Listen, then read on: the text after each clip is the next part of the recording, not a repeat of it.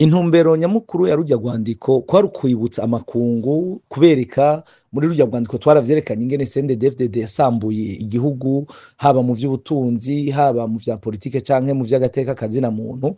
Kwari ukubibutsa yuko ayo mabi CNDD-FDD yakoze n'ubu akiriko araba, kuko urabona hirya no hino kw'isi hari ingorane n'umunsi nyinshi. Hari abantu rero basa n'abatwagwa n'ibiriko biba mu bindi bihugu. Murabona intambara muri za Ukraine, muri za Gaza na Israel, ibiriko biba muri za Sudani, muri Yemen, muri Congo. Kwari ukubibutsa yuko amabi CNDD-FDD yakoze n'ubu iriko irayakora. Hanyuma kwari ukubwira amakungu, cane cane ibihugu bimwe bimwe, amashirahamwe ubona yuko ari mu bijanye n'imigenderanire no gufashanya n'Uburundi.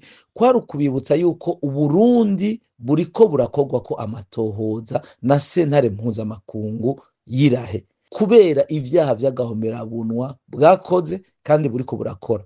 Kwari ukubibutsa rero yuko batohirahira ngo basamare iyo migenderanire yabo canke iyo migambi bashobora gufashanya n'Uburundi, dusange yaragize ico yafashije mu gutera impigi no mu guha inguvu leta ya CNDD-FDD mu gukora ibi vyaha vy'agahomerabunwa n'ubu iriko irakora. Kuko murazi ko n'ubu abantu bariko baricwa, abantu bariko baranyuruzwa. Rero naho twavuga kuko ico gihe abariko bagomba gufashanya n'Uburundi, abariko bagiranira imigenderanire, abariko baragomba kugirana imigambi, ico gihe dusanze muri iyo migambi hariho ivyafashije iriya leta canke bikayitera impigi, ni ukuvuga ko abo bantu bashobora gusanga nabo bagirijwe bimwe vyitwa complicité n'irya ntwaro iriko irica abantu i Burundi. Irya ni intwaro ruhonyanganda. Iyindi mvo nyamukuru twipfuza muri rurya rwandiko kwari ugusaba abarongoye amadini, no kuvuga abihebeye Imana hajya mu Burundi,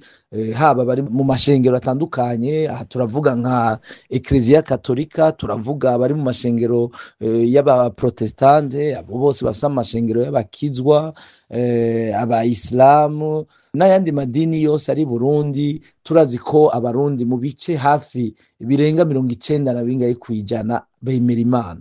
Twashaka rero abo babarongoye, abo bungere babo bagerageze kubandanya bitaho imibereho y'intama zabo baragiye, barabe ububuja abarundi barimwo, barabe ingene bashobora kubafasha buhoro buhoro kubuvamwo. Kuko murabona haje intwaro ya Ryogorumbone, no kuvuga initihani, no kuvuga ko mu gihugu nta wundi muntu abishoboye gufasha abo barundi. Amakungu murabona ko ahanzwe na vyinshi.